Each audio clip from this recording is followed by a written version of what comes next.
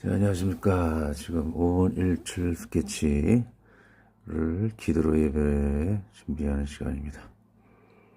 아직은 비규칙 예배입니다. 날씨 예배 기상에 따라 새벽 1칠때에 라이브로 진행이 됩니다.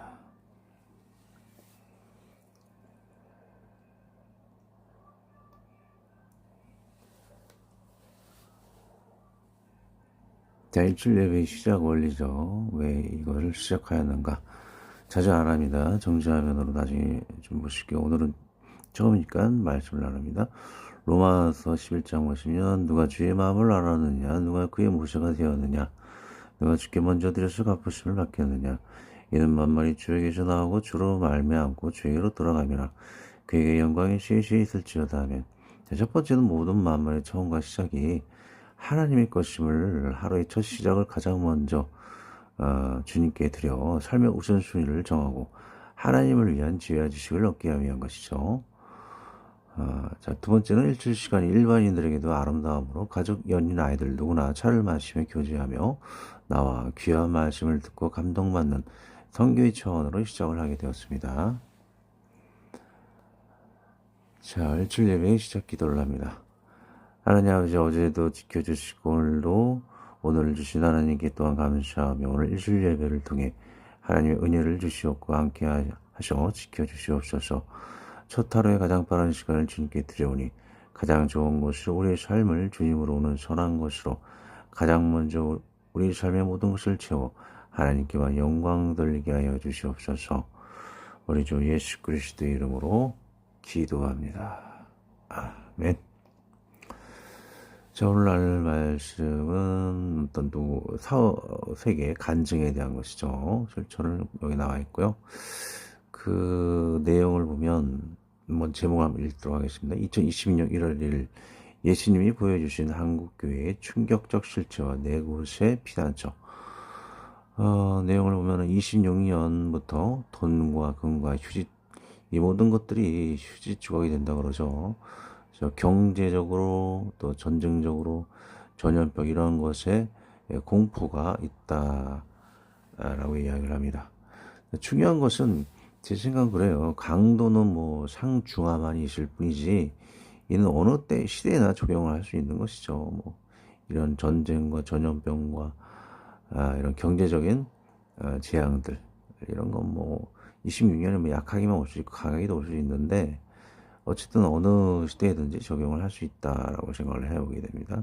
그 내용을 또 계속 보게 되면 26년부터 대형 교회들이 몰락을 하게 되고 목회자의 교만의 악령들이 드러나게 되고 대형 교회들이 교만, 그 돈만을 위한 자기만 걱정하는 그런 것에 대해서 하나님께서 많이 진노를 하셨다. 그래서 여러 가지 재앙들이 올 텐데 네 곳의 피난처가 그 오디오북을 보면 있다라고 하죠.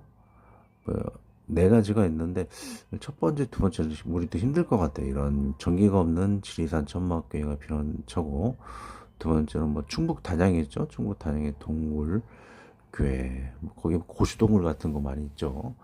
그것이 피난처라고 하는데 우리는 좀 힘들지 않을까라는 생각이 되고 세 네 번째는 좀 가능하죠. 대형교 교회들이 농어촌 소형 교회로 뭐 이사도 할 수 있는 거고 네 번째는 우리 교회 지금 할구교회 같은 상황이죠. 온라인 예배를 드리고 있고 가정에서 예배를 드리고 있지 않습니까? 뭐 독거인도 포함하고 전국의 모든 가정교회가 피난처가 될 수 있다는 것. 지금 환란 때는 뭐 집에서 뭐 예배 드려야 되잖아요. 그래서 말씀을 하나 꺼내고 가족끼리 이 말씀에 대해서 나누고 하는 것. 그리고 또 저와 같이 이렇게 여러 가지 준비를 해서 예배 드리는 것. 그것도 뭐 좋은 예배 방법이라고 할 수가 있겠죠. 그래서 진정으로 이 환란을 피할 수 있는 사람들의 마음 중심을 이뤄야 한다고 저는 나눕니다. 오직 하나님만이 환란을 피해 살 길이라는 것을 우리 기억해 볼 필요가 있고 특히 사랑과 용서의 가정이 되어야 한다는 것도 또 세상의 것을 포기한 자의 것 또 지금 미리 말씀, 기도, 성령님의 감각을 익혀서 순종하는 자의 것이 환란을 피하는 자의 것이 될 수 있을 것이고 건물, 목사, 사람을 의지해서는 안 될 것입니다. 여러분, 저 교육자인 저도 의지해서는 안 되겠죠. 저도 실수가 너무나 많기 때문에. 또 여러분 섬기는 목사님도 마찬가지예요. 그리고 건물이 멋지다 그래서 그 멋진 건물 교회에 가서 그 화려한 말을 바라보고 의지하려는 것, 그것도 잘못된 것이죠. 뭐 자산이 휴지가 된다. 뭐 이건 너무나 금생에 살면서 그런 건 자주 볼 수 없겠지만 죽을 때 우리가 뭐 다 모든 자산들이 휴지가 되어버리는 것이죠. 누구에게나 이 말씀을 적용할 수 있는 거예요.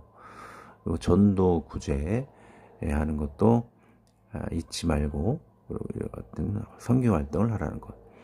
작아도 진실한 교회가 진짜 교회라는 것을 기억해 볼 필요가 있겠고, 20년도 경제 동향을 보면은 뭐 한국교회 뭐 여러 가지로 대폭락한다는 그런 유튜브에서 많이 나오는 내용도 있겠죠. 참조를 나중에 해보시고요. 관련 좋은 구절 한번 읽고 기도로 마치겠습니다. 시편 59편에 나는 주의 힘을 노래하며 아침에 주의 인자하심을 높이 부르오리니 주는 나의 요새이시며 나의 환난 날에 피난처이심이니이다. 아멘.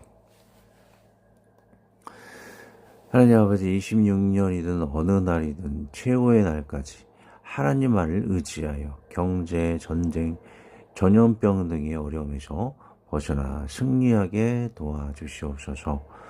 우리 주 예수 그리스도의 이름으로 기도합니다. 아멘.